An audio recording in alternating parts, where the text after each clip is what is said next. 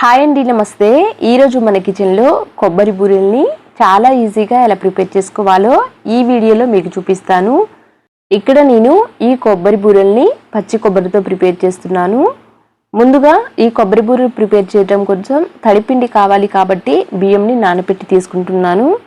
మనం రోజు ఇంట్లో వాడే బియ్యంని తీసుకున్నాను. ఒక డబ్బా వరకు తీసుకున్నాను. నీళ్లు పోసి ఈ బియ్యాన్ని 2-3 సార్లు శుభ్రంగా కడిగి రాత్రంతా నానబెట్టుకోవాలి.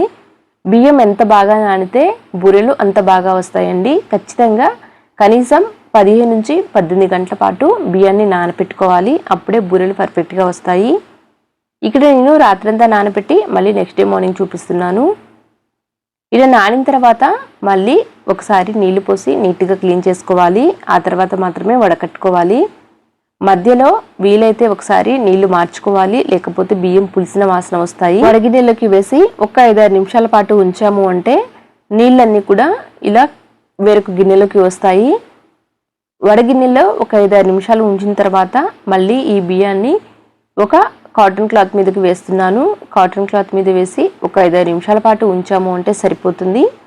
ఈ బియ్యాన్ని పూర్తిగా ఆరిపోయే వరకు ఆరపెట్టకూడదు. అంటే బియ్యంలో నీళ్లు ఉండకూడదు. బియ్యం పట్టుకుని చూస్తే తేమ ఉండాలి, కానీ నీళ్లు ఉండకూడదు. అప్పుడే బూరెలు పర్ఫెక్ట్గా వస్తాయి. బియ్యం ఏమాత్రం పొడి పొడిగా అయిపోయినా కానీ ఈ బూరెలు సరిగా రావండి. కాబట్టి అదొక్కటి జాగ్రత్తగా చూసుకోవాలి.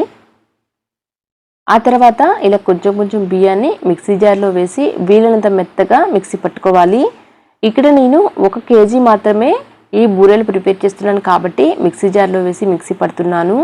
ఒకవేళ ఇలా పట్టుకోవడం ఇబ్బంది అనుకుంటే బియ్యాన్ని మిల్లుకిచ్చి పిండి పట్టించుకోవచ్చు. ఆ తర్వాత ఇక్కడ చూడండి, ఇలా జల్లించుకోవాలి. పిండి మిల్లులో పట్టించినా కానీ ఖచ్చితంగా జల్లించిన తర్వాత మాత్రమే ఈ బూరెలు ప్రిపేర్ చేసుకోవాలండి. బియ్యంలో ఏ మాత్రం రవ్వ ఉన్నా కానీ బూరెలు సరిగా రావు. వీలైనంత మెత్తగా పిండిని మిక్సీ పట్టుకోవాలి. అలాగే పట్టిన పిండి పట్టినట్టు కరెక్ట్గా అదిమి పెట్టేసి మూత పెట్టేసేయాలి. అప్పుడే పిండి ఆరిపోకుండా ఉంటుంది. పిండి ఆరిపోయినా కానీ ఈ బూరెలు సరిగా రావు. అంతా పిండిని కూడా ఇలా జల్లించేసి చక్కగా అదిమి మూత పెట్టి పక్కన పెట్టేస్తున్నాను. ఈ పిండి ఆరిపోకుండా ఉంటేనే బూరెలు పర్ఫెక్ట్గా వస్తాయండి. నెక్స్ట్ ఇప్పుడు బెల్లంని తీసుకుంటున్నాను. కేజీ బియ్యంకి 3/4 కిలో బెల్లం అయితే కరెక్ట్గా సరిపోతుంది. వెయిట్ చెప్పాలి అంటే కేజీ బియ్యం తీసుకుంటే 3/4 కిలో బియ్యం అంటే 700 గ్రాముల బెల్లం అయితే కరెక్ట్గా సరిపోతుంది.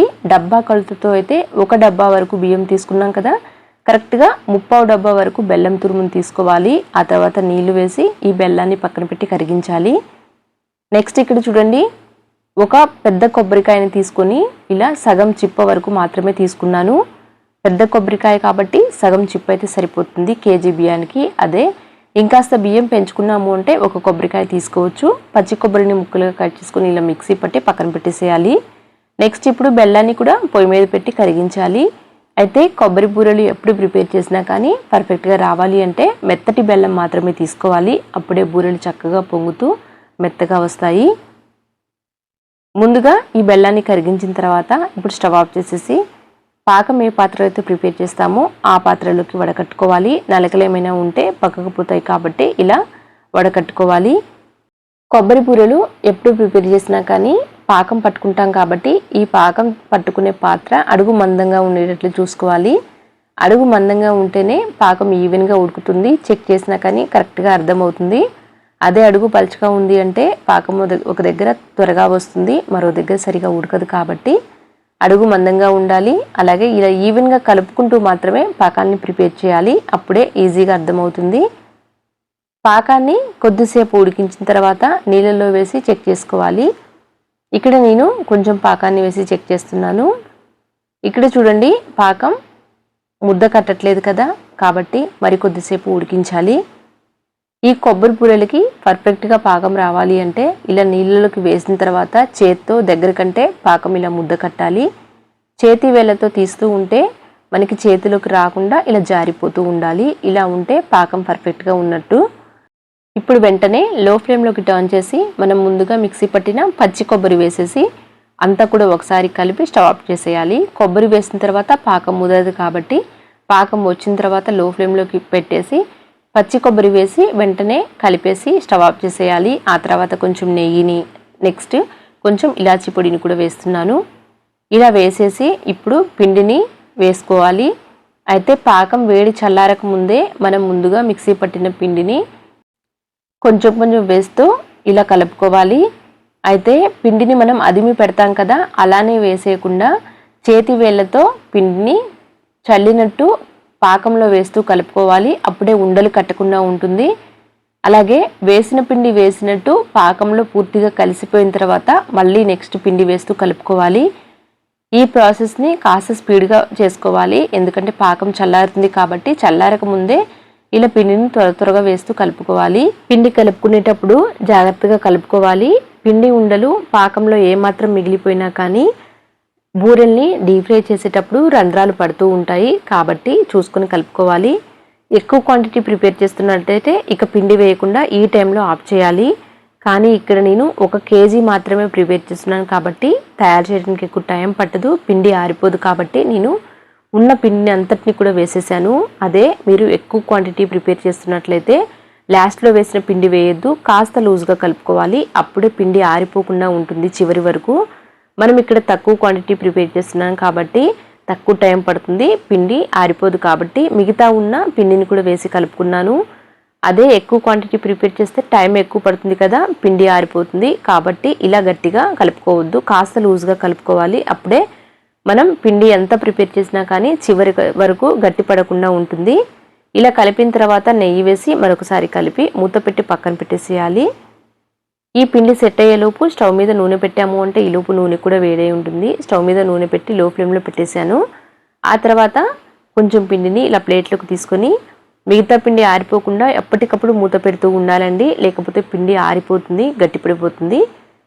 కొంచెం కొంచెం పిండి ముద్దని ఇలా తీసుకొని బూరెల్లాగా ప్రిపేర్ చేసుకోవాలి.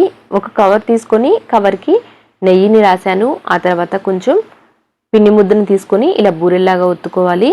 ఇక్కడ మనం కొబ్బరి బూరెలు చేస్తున్నాం కాబట్టి మరీ పలుచుగా చేయొద్దు, ఇలా కాస్త మందంగా ఉండేటట్లు ప్రిపేర్ చేయాలి. స్టవ్ మీద నూనె పెట్టాం కదా, ఈలోపు నూనె కూడా వేడై ఉంటుంది. ఆ తర్వాత ఇలా ప్రిపేర్ చేసేసి డీప్ ఫ్రై చేసుకోవాలి. నూనె బాగా వేడైన తర్వాత లో ఫ్లేమ్లోకి టర్న్ చేసేసి ఇలా బూరెలు వేసి మీడియం ఫ్లేమ్లో పెట్టి డీప్ ఫ్రై చేయాలి. నూనె మరి పొగలొచ్చేటట్టు వేడి చేయకూడదండి, వేడి అవ్వాలి. ఆ తర్వాత లో ఫ్లేమ్లోకి టర్న్ చేసి బూరెలు వేసి మీడియం ఫ్లేమ్లో పెట్టి డీప్ ఫ్రై చేసుకోవాలి. అప్పుడే లోపల వరకు ఫ్రై అవుతాయి. ఇలా ఒక బూరె వేసి చక్కగా పొంగి పైకి వచ్చిన తర్వాత వేరొక వైపుకు టర్న్ చేసేసి మళ్ళీ రెండవ బూరెని వేశాను. ఇలా రెండవ బూరెని కూడా వేసి ఫ్రై చేసుకుంటూ మొదటిసారి వేసిన బూరెని రెండు వైపులా కూడా చక్కగా రంగు మారే వరకు డీప్ ఫ్రై చేసేసి ఇప్పుడు పక్కకు తీసేస్తున్నాను. చూసారు కదా ఎంత బాగా పొంగుతున్నాయో, బూరెలకి రంధ్రాలు పడకుండా చక్కగా పొంగుతున్నాయి కదా. మనం పిండి కలుపుకునేటప్పుడే ఉండలు లేకుండా కలుపుకున్నాము అంటే బూరెలకి రంధ్రాలు లేకుండా ఇలా చక్కగా పొంగుతూ వస్తాయండి. ఇలా నూనెలో నుంచి పక్కకు తీసేసి ఒక చిల్లుల గిన్నెలో వేసాము అంటే ఎక్స్ట్రా ఉన్న ఆయిల్ కూడా వేరొక గిన్నెలోకి వచ్చేస్తుంది. ఈ కొబ్బరి బూరెల్ని నూనె ప్రెస్ చేసి తీసుకోం కాబట్టి ఇలా చిల్లుల గిన్నెలోకి వేసేయాలి. అయినా కానీ నూనె కూడా ఎక్కువగా పీల్చవండి. మళ్ళీ రెండోసారి కూడా మళ్ళీ రెండు వేస్తూ డీప్ ఫ్రై చేస్తున్నాను. ఒకేసారి ఎక్కువ వేసినా కానీ సరిగా ఫ్రై అవ్వండి, రెండు మాత్రమే వేస్తూ చక్కగా డీప్ ఫ్రై చేసుకోవాలి. ఇలా నిదానంగా ప్రిపేర్ చేసాము అంటే చాలా బాగా వస్తాయి. కేజీయే ప్రిపేర్ చేసాం కాబట్టి 30 నుంచి 40 వరకు అవుతాయి. ఎక్కువ టైం కూడా పట్టదు, ఒక హాఫ్ అన్ అవర్లో ఇవి చక్కగా డీప్ ఫ్రై చేసేయచ్చు. ఈ బూరెల్ని 1 కేజీతో చేస్తున్నాం కాబట్టి పెద్ద టైం పట్టదు. అలా అని చెప్పేసి నేను మిగతా ఉన్న పిండిని వేసి కరెక్ట్ కన్సిస్టెన్సీ కలిపాను. ఒకవేళ ఎక్కువ పిండితో చేస్తున్నప్పుడు మాత్రం పిండిని కాస్త లూజ్గానే కలుపుకోవాలి. పొరపాటున అలా గట్టిగా కలిపారు అంటే ఈ బూరెలు డీప్ ఫ్రై చేయడానికి ఎక్కువ టైం పడుతుంది. ఆ టైం కల్లా కూడా పిండి ఆరిపోతుంది. కాబట్టి ఎక్కువ క్వాంటిటీ ప్రిపేర్ చేసినప్పుడు మాత్రం పిండి కాస్త లూజ్గానే కలుపుకోవాలి. అప్పటికి పిండి మొత్తం అయిపోయేసరికి కరెక్ట్గా సరిపోతుంది. కాబట్టి చూసుకొని కలుపుకోవాలి. ఇలా అన్నిటినీ కూడా వేసేసి చక్కగా డీప్ ఫ్రై చేసేసి పక్కకు తీసేయాలి. కొబ్బరి బూరెలు ఎప్పుడు ప్రిపేర్ చేసినా కానీ ఈ కొలతలతో తయారు చేశారు అంటే ఫస్ట్ టైం ప్రిపేర్ చేసే వాళ్ళకైనా కానీ అస్సలు పాడవకుండా చాలా బాగా కుదురుతాయండి. ఇక్కడ నేను పచ్చి కొబ్బరి తీసుకున్నాను కదా, ఆ ప్లేస్లో కావాలి అంటే ఎండు కొబ్బరి అయినా తీసుకోవచ్చు. కొలతల విషయానికి వస్తే కేజీ బియ్యంకి వెయిట్ వైజ్ చెప్పాలి అంటే 700 గ్రాముల బెల్లం అయితే కరెక్ట్గా సరిపోతుంది. అదే డబ్బా కొలతతో అయితే 1 డబ్బా వరకు బియ్యం తీసుకుంటే 3/4 డబ్బా వరకు మెత్తటి బెల్లం తీసుకోవాలి. అలాగే పాకం కొంచెం అటు ఇటు అయినా ఇబ్బంది పడకుండా ఉండాలి అంటే బియ్యం మనం 1 డబ్బా వరకు తీసుకున్నాం కదా, అప్పుడే మరో పిరికెడ వరకు ఎక్కువ బియ్యం అయినా తీసుకోవచ్చు. అలా లేదు అంటే పాకం ప్రిపేర్ చేసిన తర్వాత కొంచెం పాకాన్ని పక్కకు తీసి పిండి వేసి ఆ తర్వాత అడ్జస్ట్ చేసుకోవచ్చు. చూసారు కదండి, అన్నీ కూడా ప్రిపేర్ చేసి ఇలా తీసుకున్నాను. వీటిని వారం రోజుల పాటు నిల్వ చేసుకుని హ్యాపీగా తినేయచ్చు. అంతే అండి. Thank you for watching.